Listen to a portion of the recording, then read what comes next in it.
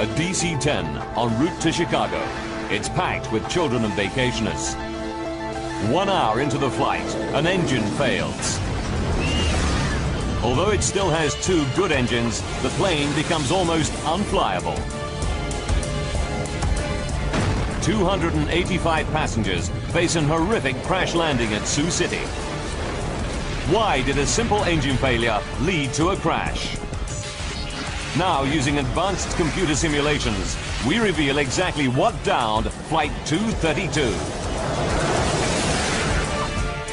Disasters don't just happen, they're a chain of critical events.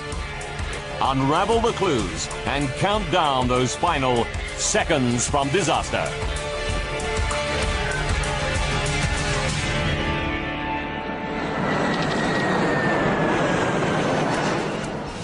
Colorado. Denver, Stapleton Airport, July 19th, 1989. Known as the gateway to the Rockies, Denver is the starting point for journeys all over the U.S. 1,300 planes take off from here every day, carrying over 75,000 passengers.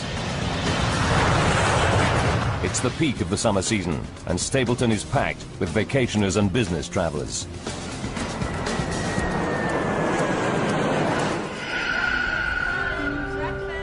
Debbie McKelvey will be among the vacationers flying from Stapleton today. She's taking her children, Devon, age 6, and her son Ryan, who's 7, to a family reunion back in her home state of Pennsylvania. I was going home for 2 weeks with my children, and I was very, very excited about the trip. Debbie is taking advantage of United Airlines Children's Day promotion. Today, kids under 14 can fly for 1 cent. But each must fly with a paying adult. Debbie pairs up with a tennis club girlfriend, Ruth Ness, so she can sit with one of the kids. It was nice having Ruth with me because she entertained one child while I was entertaining the other child. 1:15 p.m. Debbie, Ruth, and the kids wait to board flight UA 232 to Philadelphia via Chicago.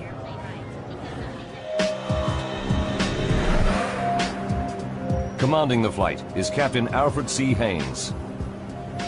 His cabin staff reported a minor electrical fault in the galley on the previous leg, but engineers have given it the all clear.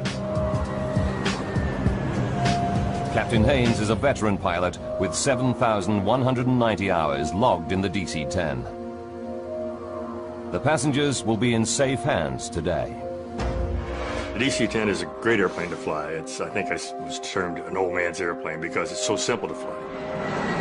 At this time, in the late 1980s, there are over 400 DC-10s in service. But it's a plane with a troubled history. Windsor, Ontario, 1972. A cargo door blows out on a year-old DC-10, causing severe decompression. The pilots managed to land the plane safely. 2 years later, a door comes off a Turkish Airlines DC-10 flying out of Paris. This time, the violent decompression tears the plane apart in midair. All 346 people on board die. McDonnell Douglas finds the fault and fixes it. But the reputation of the DC-10 never fully recovers. The DC-10 making flight 232 today is in its 17th year of service and has flown over 43,000 hours. So far, without incident. Today should be no different.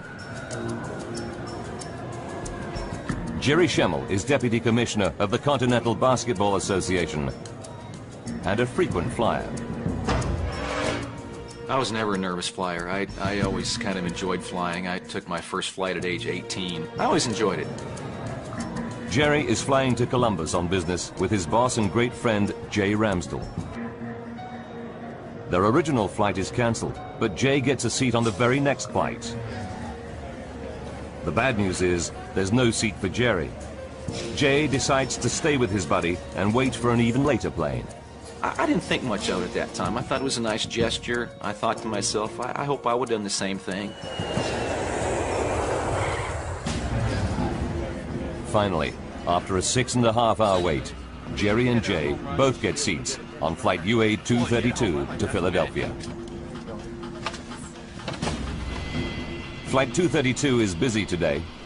It's carrying 285 passengers and 11 crew. Debbie McKelvey boards with her friend and 2 kids. They add to an unusually high number of children on board. 52 in total, thanks to the Children's Day deal. For senior flight attendant Jan Brown Law, lots of children on board means a busy flight ahead. After a 4-day trip, Jan is excited to be heading home to Chicago. I just remember feeling just the energy of this last leg and getting all pumped up to do the service. Captain Haynes, co-pilot Bill Records, and flight engineer Dudley Dvorak run through their pre-flight checks. They taxi out to the runway and await the takeoff clearance. At 2:09 p.m., the 3-engine jet flies out of Denver. The morning we left Denver, it was clear skies, beautiful day, nice smooth air, comfortable flight, just a routine flight. Debbie McKelvey sits with her son Ryan, while her friend Ruth is 1 row behind, looking after her daughter Devon. At 3:16 p.m., they're finishing their meal.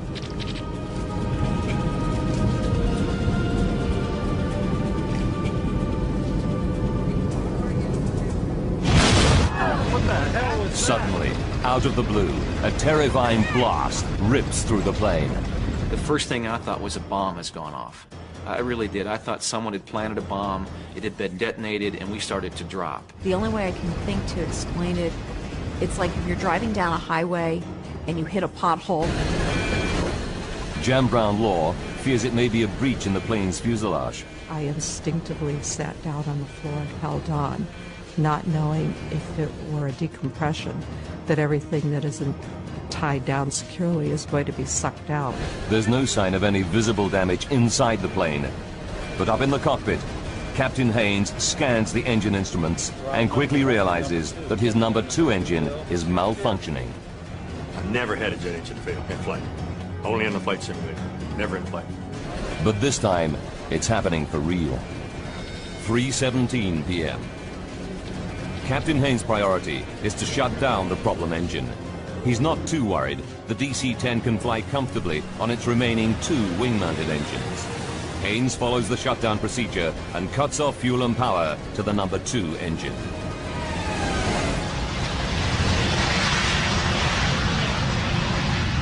The problem engine is off. But now flight engineer Dudley Dvorak spots something else wrong. We've lost all hydraulic quantity. His instruments tell him that all 3 of the plane's hydraulic systems are empty. He cannot believe his eyes.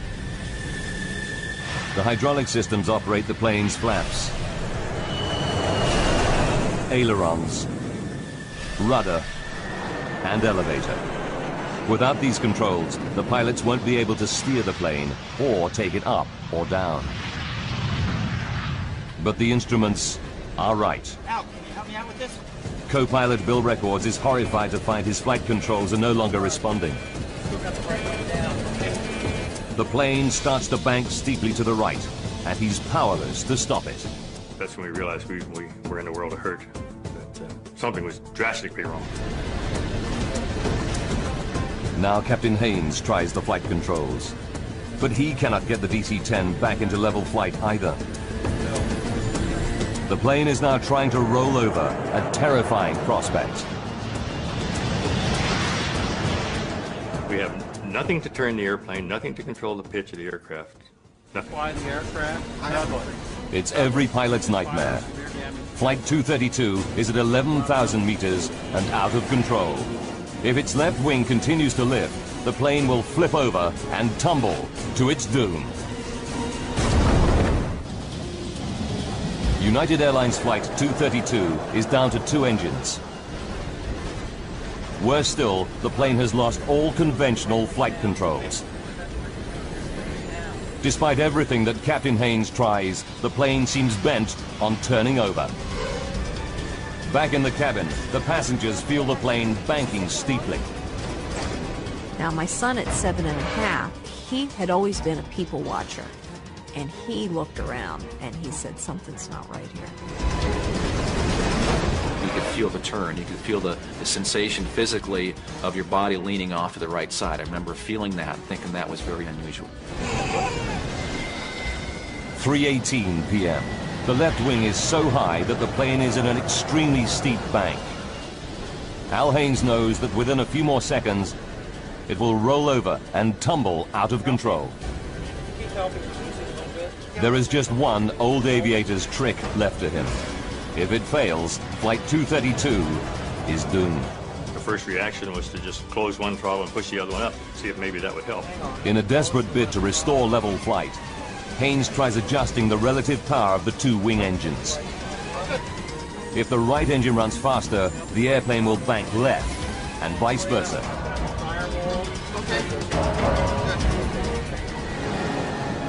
It works. Captain Haynes is able to pull the plane out of its roll. He still has no flight controls, but he regains a crude form of steering by using the throttles. But Haynes finds that he can only make right-hand turns. 3:20 p.m. Co-pilot Bill Records radios Minneapolis Air Route Traffic Control Center. 232 heavy. Shut down engine. He reports the loss of flight controls and requests a flight path to the nearest airport. The pilots have no idea how they're going to land the crippled plane. Ladies and gentlemen, this is the captain. We've shut down the number 2 engine. Now Captain Haynes tells passengers that one engine has failed, but he doesn't mention the loss of flight controls. Chicago, but we may be just Not all the passengers find his words reassuring. You could just feel a tenseness in the flight attendants. And that's when you kind of felt there's something not right here. Captain Haynes knows that time is running out. UA-232 is dropping at around 250 meters per minute. They need to attempt an emergency landing soon, before they lose height altogether. 3:22. Air traffic control informs the flight crew that their nearest runway is at Sioux Gateway. This is a small regional airport near the sleepy town of Sioux City, Iowa. 3:25 p.m. A quiet afternoon in a Sioux City fire station is about to get a whole lot busier. When Fire Chief Robert Hamilton hears an alert called in, he suspects something big. I've been in this business a long time, and you can kind of tell. You have almost a sixth sense, I guess. Within minutes, the fire chief's hunch is proved correct. UA-232 is heading right for his city. 9 fire trucks race out to their emergency positions on one of the runways. Now Captain Haynes and his crew have to work out how they're going to land the plane with barely any controls. Before they can make a plan, they hit another problem. The DC-10 starts to soar up and then down in a random, uncontrollable cycle. For the pilots, it's like riding a roller coaster through the sky. We had no idea how long we were going to keep that airplane in the sky. Debbie McKelvey feels the plane's erratic motion and fears for her life. Here I have a 6-year-old and a 7-year-old. You start praying, you know, if I'm going to die, please make sure we all go and we all go quick. 3:26 p.m. Captain Haynes calls his senior flight attendant up to the cockpit. When I opened that door, the whole atmosphere hit me. It's the worst crisis possible. The captain tells Jan to prepare the cabin for an emergency landing. As I walked through the first-class cabin, I just could not look anybody in the eye because I was afraid they'd read the fear in mine. Denny Fitch is a DC-10 training pilot flying home from an instructor session. He knows that something is wrong and offers his help. 3:29. What Denny finds in the cockpit shocks him. It was an amazing scene for me because both the pilots were in fact on the controls Both of them, their tendons in their forearms were raised from effort. Their knuckles were white from grip. As an expert training pilot, Denny Fitch is ready for any emergency, but he's never seen anything like this before. I was dumbfounded because it was unheard of. As a matter of fact, there was no procedure for it, having no hydraulics. The first thought that came to my mind, to be honest, was that I was going to die that afternoon. Ladies and gentlemen, Captain Haynes now tells his passengers the plane is damaged and they'll be making an emergency landing in Sioux City. This landing's a little different than you're used to. 296 people could lose their lives. Getting this airplane down without crashing will be the ultimate test of pilot skill. Denny offers to help out any way he can. I said, "Captain, would you want me to do your throttles?" And he responded, "Yes, do that." Denny takes over on the throttles, the only controls still functioning. They allow him some degree of steering, but the plane is still only able to make right-hand turns.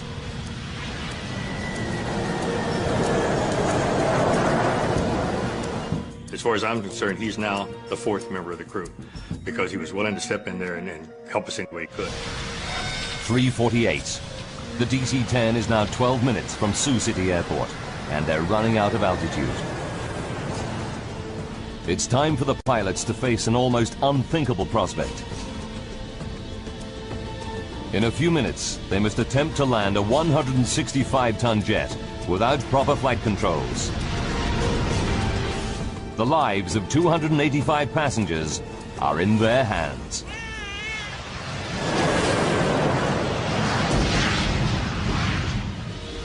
The pilots must now try to line up for the final approach into Sioux City Airport. Denny Fitch will attempt to steer the plane and control its descent, all by adjusting the throttles. What's more, the plane can only make right-hand turns. The plan is to make a series of looping turns and hope that as they come out of their final circuit, they're facing the runway. The odds are stacked against them. At 3:50 p.m., Senior Flight Attendant Jan Brown-Law begins her final safety briefing. The passengers were right there in the palm of our hand. There, you could have heard a pin drop.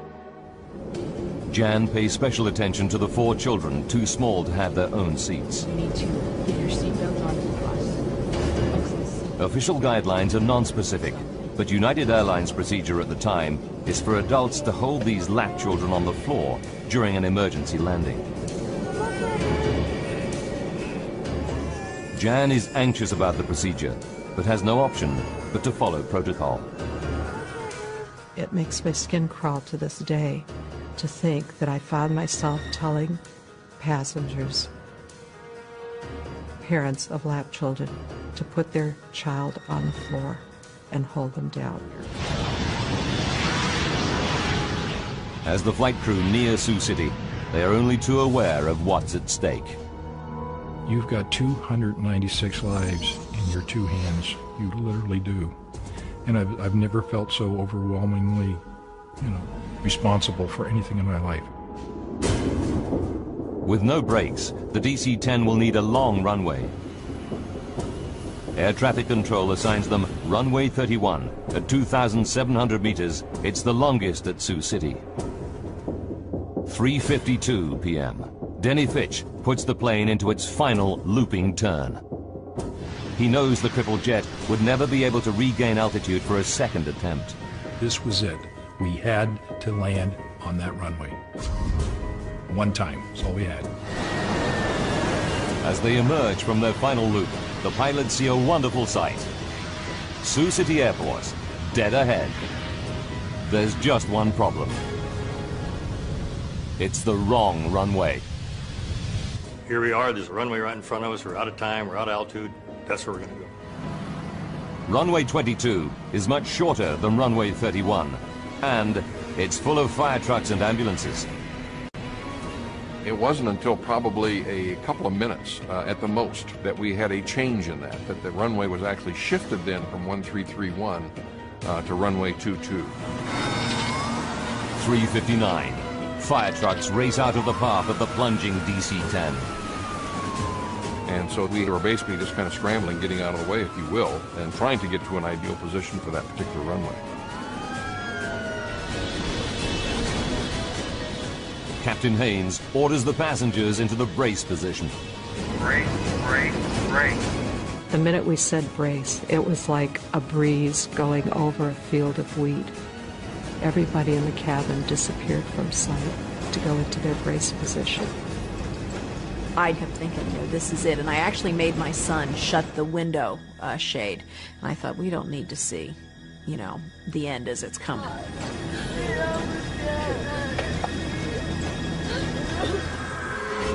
As the pilots desperately try to line up the airplane with the runway, they realize they're still coming in at 400 kilometers per hour, around 150 kilometers per hour faster than normal. But with no control of the flaps, they cannot slow the descent. The alarm sounds from the ground proximity warning system. They're descending too rapidly. The plane is plunging at 560 meters per minute, over 6 times the normal rate.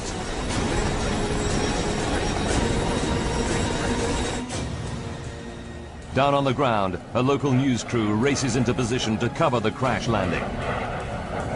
Not gonna be pretty. 4 p.m. Just seconds from landing, the nose and right wing drop. If they come in at this angle, the plane could break apart. And I shoved both the throttles to maximum power, hoping that would result in the nose being pulled up. Denny Fitch desperately struggles to bring the nose back up, but it's too late. The engines don't respond in time. 4 p.m. and 16 seconds. The plane smashes into the runway. It just felt like we dropped out of the sky and hit the ground. It wasn't like it was an emergency landing. It was a crash. I could hear all the screeching metal and noises that you've never heard before and you hope you never hear again. The right landing gear and wing shear off, spilling fuel and sparking a fire. I could see fireballs because I guess the plane, it's screeching on the runway. And then that was my next thought. Oh my God, we're gonna burn to death. The jet careers along the runway on its wing stump for about 600 meters, then breaks apart. The cockpit had snapped off like a pencil tip, and we became a tumbling 200-mile-an-hour piece of wreckage. The main section of the fuselage skids further down the runway, rolls over on its back, and comes to a halt at the side of the airfield.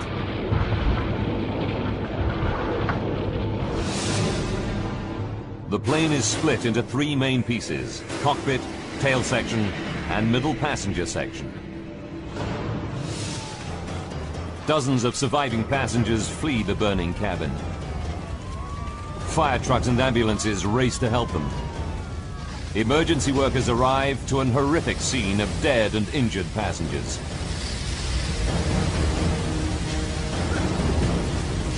Survivors escaping the wreckage scatter through cornfields at the edge of the runway.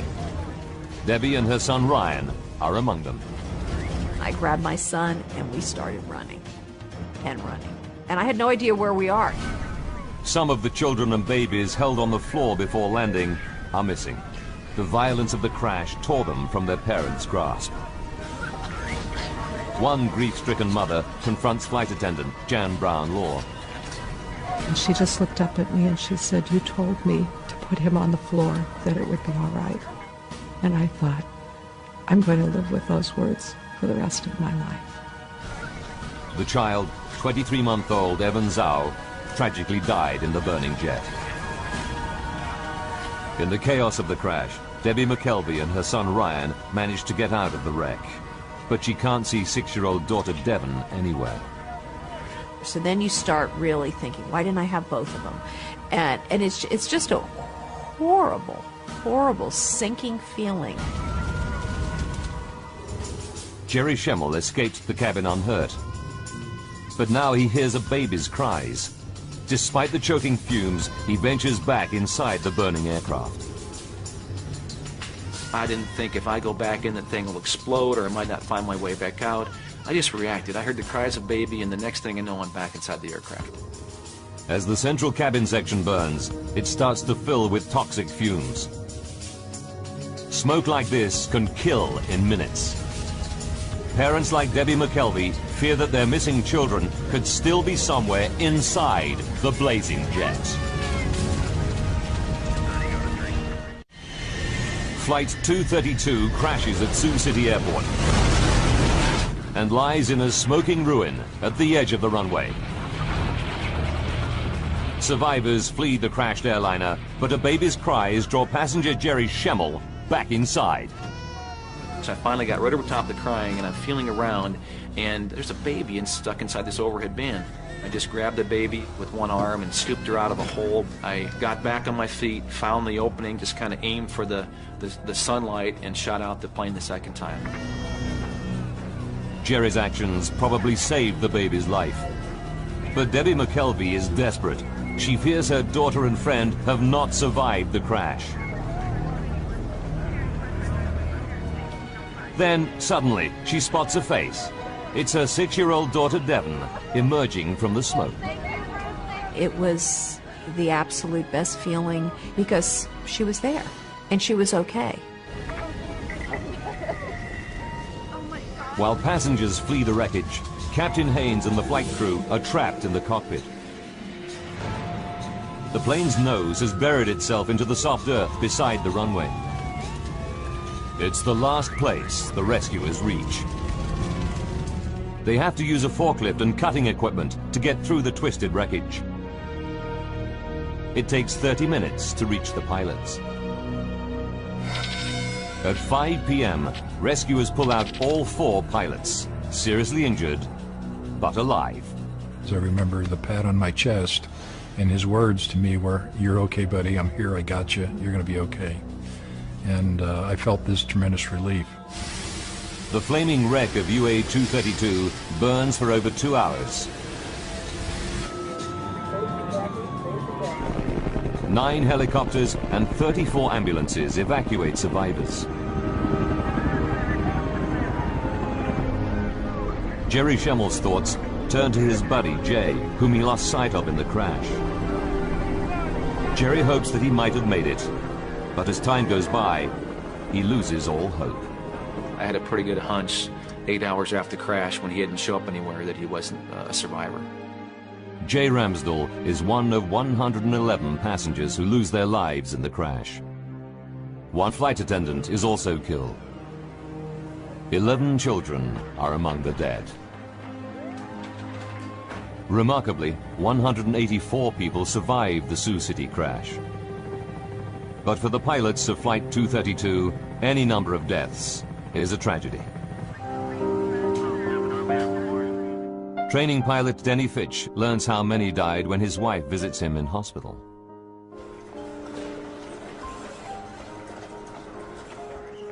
And she started crying because she realized I didn't know the truth. That in fact 112 people had died behind me. And I saw her cry. I had my answer. And I cried every waking moment for the next 3 days. I just couldn't stop crying. It just so tore my heart out to know that people died behind me. I was ready to die for them, and I didn't want them to die. Al Haynes and the flight crew are determined that something positive should come out of the tragedy. I would like to say that this crew, and in fact the entire industry, is dedicated to finding the cause of this accident.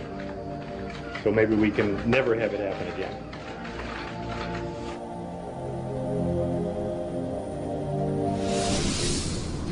The National Transportation Safety Board, or NTSB, dispatches an investigation team to Sioux City.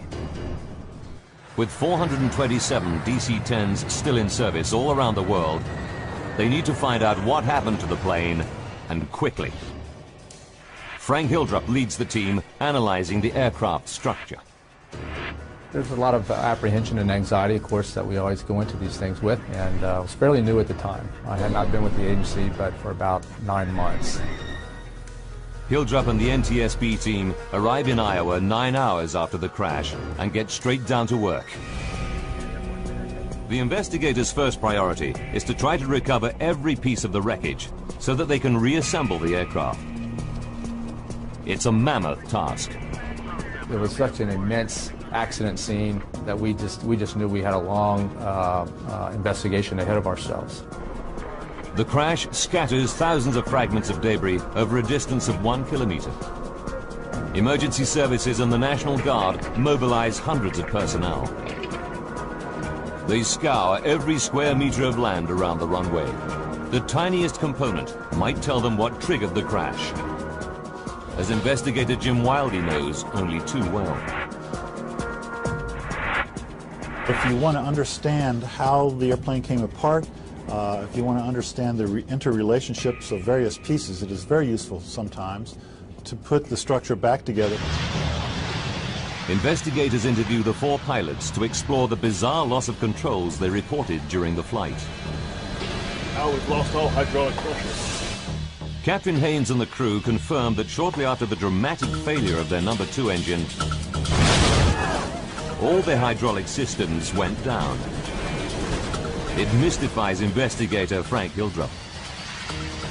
I know personally I wasn't prepared for dealing with an airplane crash where it had lost all of its hydraulics. Extremely unique event and something I personally had never encountered before. Hydraulics operate all the flight controls on the DC-10. The flaps that help control descent. The elevators that pitch the plane up and down. The rudder that steers it. The ailerons that make it bank. Pressurized fluid inside hydraulic lines operates these mechanical controls. There are 3 separate and independent hydraulic systems. Even if one system is breached, it should not cause the loss of hydraulic fluid in the others. To lose fluid from all 3 systems at once is almost impossible. Experts put the odds at 1 billion to 1. Then, an unexpected find. Farmers 90 kilometers from Sioux City report aircraft wreckage scattered on their land. Investigators examine the debris and find that it includes components from the number 2 hydraulic system in the tail near the failed engine.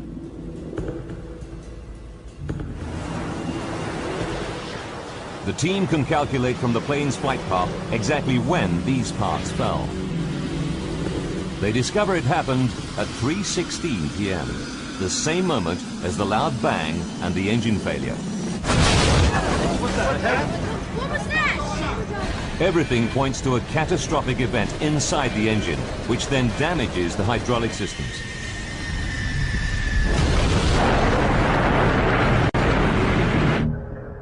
They go back to the wrecked plane and examine every millimeter of its hydraulic lines. It's a painstaking process, but it pays off.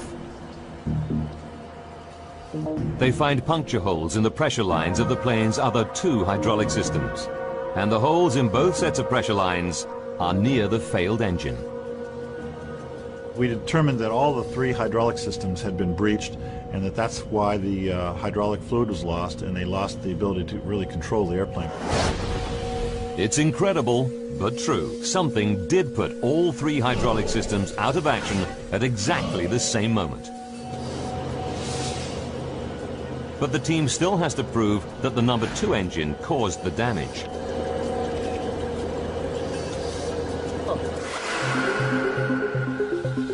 They inspect the puncture holes with a scanning electron microscope and find minute traces of titanium. Titanium is used for critical airplane parts because it's tough, yet very light. On the DC-10, the only titanium anywhere near the tail section is inside the number 2 engine.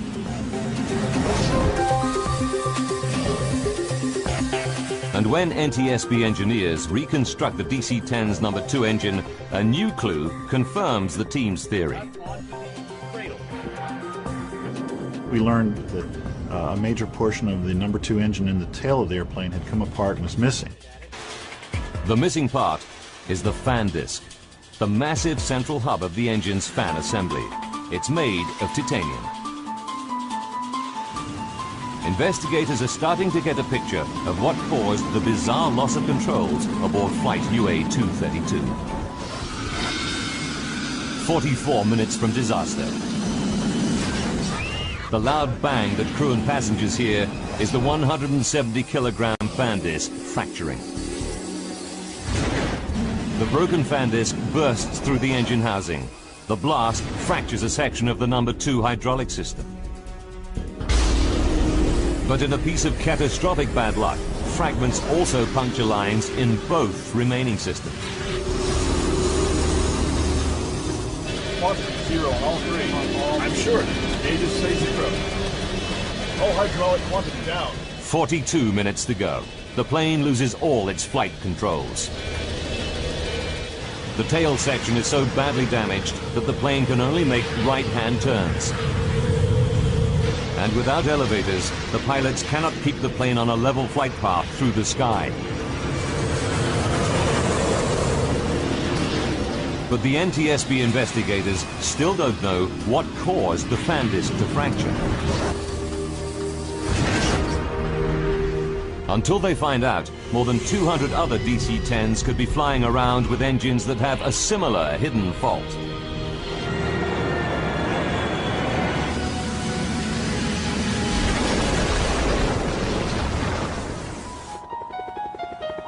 They must locate and examine the missing pieces of fan disc.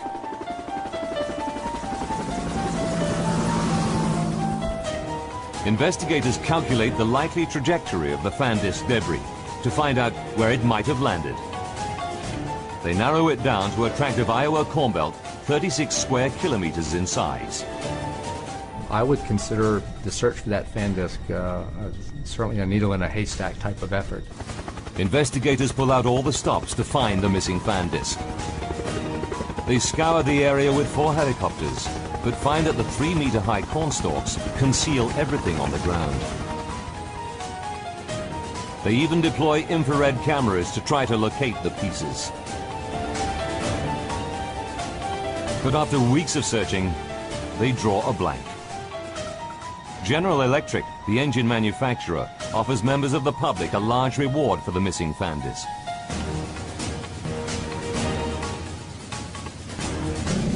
But there's still no sign of it. 2 months go by, and harvest time comes around. Janice and Dale Sorensen have a 180-hectare farm right in the middle of the search area. Tuesday, October 10th, 1989, and Janice Sorensen is out bringing in the corn. As I was combining, I felt a little resistance on the front of the combine, and I backed it up and then put it in neutral and got out and looked, and I knew immediately that this was the piece they were looking for. It's a massive chunk of debris, half buried in the earth. Teams from General Electric and the NTSB race to the Sorensen farm.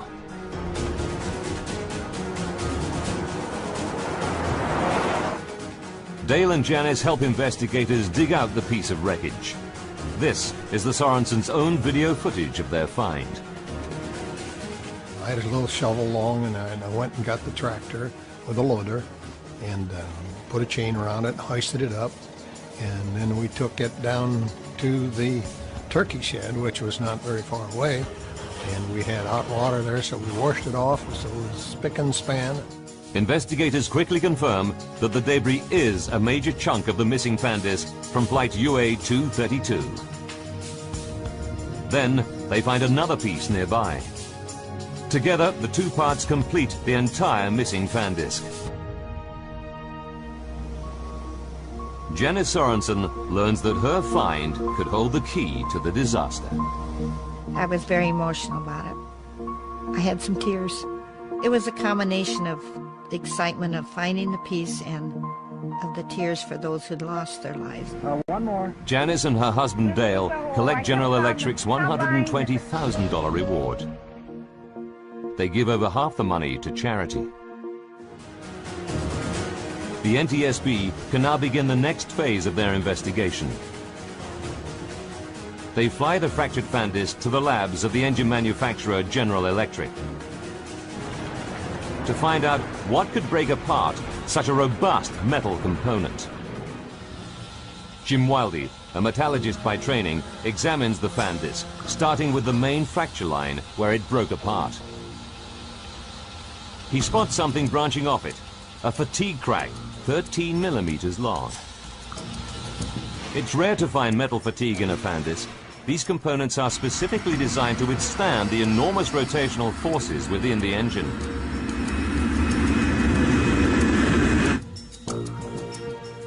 Then, at the base of the fatigue crack, Wildey sees a tiny cavity.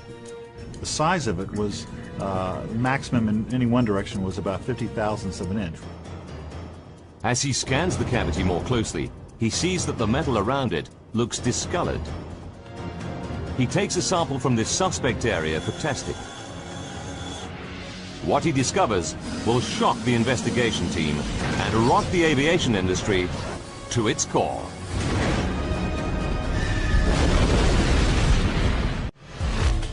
Investigator Jim Wildey examines a tiny cavity in the fractured fan disc from flight UA-232.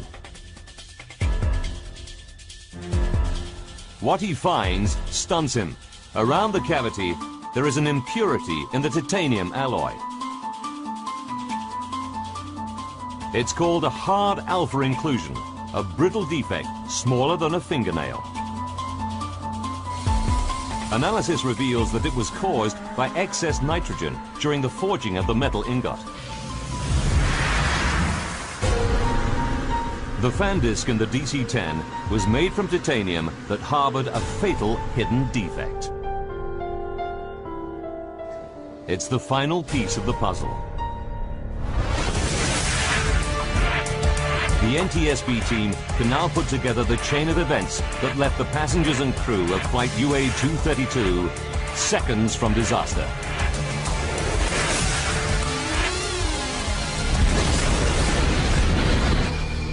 As the DC-10's fan disc rotates at 3,800 RPM, the huge stresses initiate a minute crack in the defect. With every flight, it grows fractionally bigger. July 19th, 1989, 44 minutes from disaster. The fan disc has been in service for 15,503 flights over 17 years. The crack reaches 13 millimeters in length. The faulty fan disc can no longer cope with the stresses imposed by its rotation.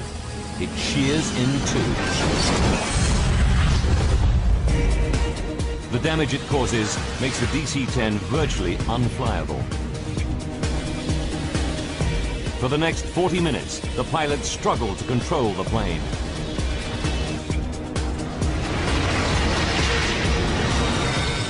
"5 minutes to go. Flight 232 comes out of its final turn into Sioux City. 20 seconds. As the plane comes into land, the right wing drops.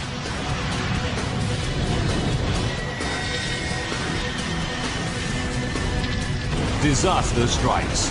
The right wingtip hits the ground, and the DC-10 careers down the runway.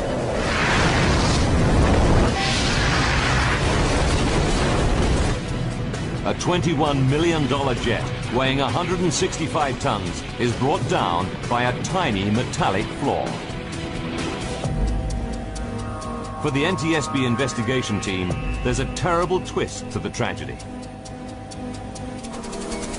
Investigators discover that United Airlines technicians made a routine inspection of the defective fan disc just 16 months before the crash.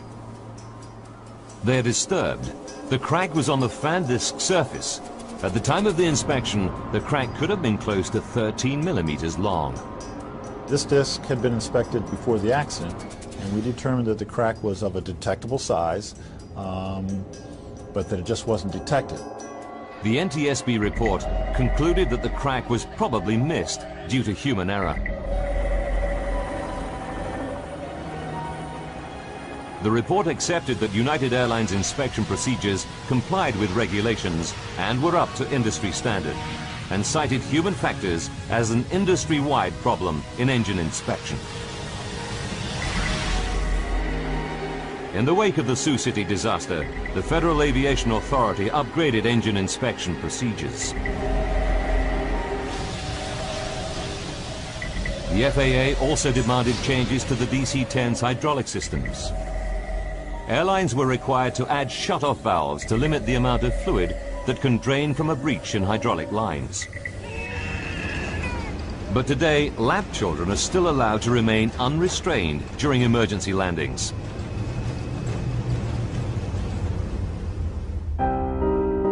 Ever since the crash, Jan Brown Law has campaigned for all children to have allocated seats and safety restraints on airplanes. She has never forgotten the young boy, Evan Zhao, who lost his life on her watch. Evan would be 17 years old today had he been in a seat. Denny Fitch, Al Haynes, and the other crew members received industry awards for their extraordinary professionalism and valor. Jerry Schemmel, who now has children of his own, will never forget the debt he owes the pilots. I've thought about those guys every day for 16 years. I don't think we could have been equipped with a better cockpit crew than what we had. The safety measures triggered by the Sioux City crash transformed aviation safety, not just on the DC-10, but on all passenger airliners. The new rules should ensure that such a bizarre and devastating accident can never happen again. Seconds from Disaster is back at the same time next week. After the break, a pig the size of a pickup truck. Our team of experts investigates the legend of Hogzilla. A DC-10 en route to Chicago. It's packed with children and vacationers. 1 hour into the flight, an engine fails. Although it still has 2 good engines, the plane becomes almost unflyable. 285 passengers face an horrific crash landing at Sioux City. Why did a simple engine failure lead to a crash? Now, using advanced computer simulations, we reveal exactly what downed Flight 232. Disasters don't just happen, they're a chain of critical events. Unravel the clues and count down those final seconds from disaster.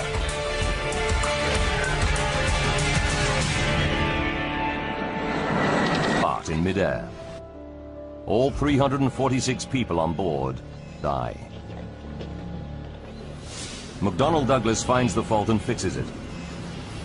But the reputation of the DC-10 never fully recovers.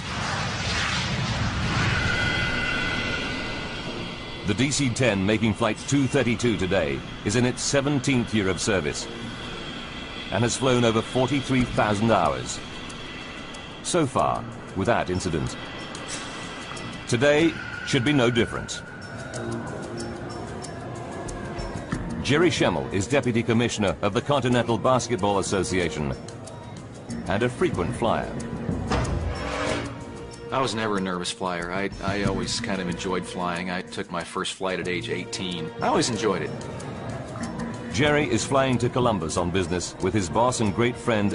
I was going home for 2 weeks with my children, and I was very, very excited about the trip.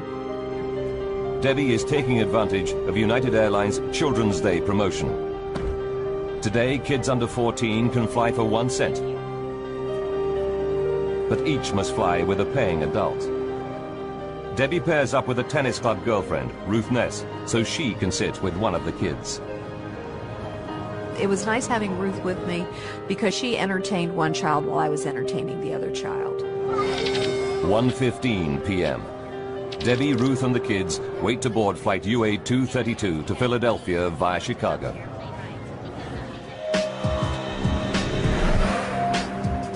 Commanding the flight is Captain Alfred C. Haynes. His cabin staff reported a minor electrical fault in the galley on the previous leg, but engineers have given it the all clear. Captain Haynes is a veteran pilot with 7,190 hours logged in the DC-10. The passengers will be in safe hands today. The DC-10 is a great airplane to fly. I think I was termed an old man's airplane because it's so simple to fly. At this time, in the late 1980s, there are over 400 DC-10s in service. But it's a plane with a troubled history. Windsor, Ontario, 1972.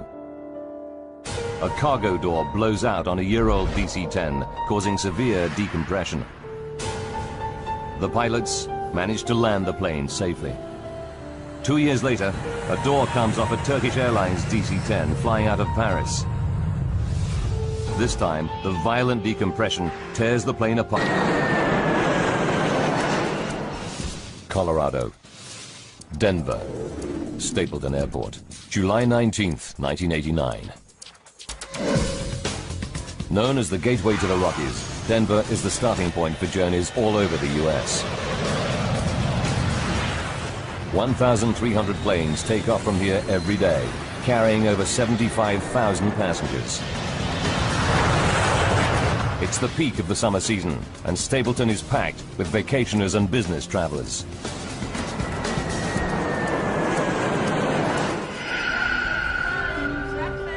Debbie McKelvey will be among the vacationers flying from Stapleton today.